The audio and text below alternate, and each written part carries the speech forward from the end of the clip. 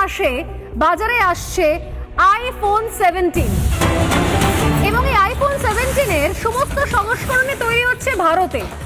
সামনের মাসে বাজারে আসছে আইফোন 17, ভারতেই তৈরি হচ্ছে তার সমস্ত সংস্করণ। ট্রাম্পের হুমকি উপেক্ষা করে, আপনারা জানেন যে এই কোম্পানির নাম অ্যাপল, সেই অ্যাপেলের যিনি সিইও তিনি ট্রাম্পের হুমকি উপেক্ষা করে ভারতে দুটো প্রোডাকশন ইউনিট খুলেছিল।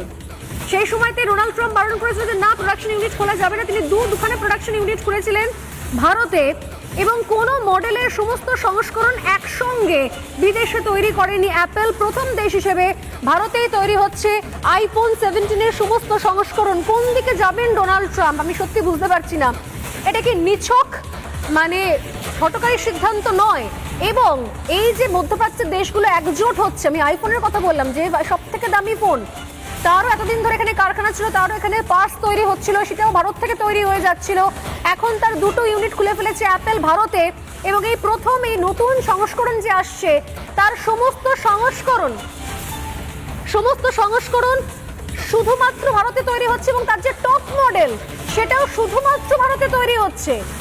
ভারতে তৈরি হয়ে সেটা যাবে বিদেশে, ভারতে তৈরি হয়ে সেটা যাবে বিভিন্ন দেশে রপ্তানির জন্য। বুঝুন ঠেলা।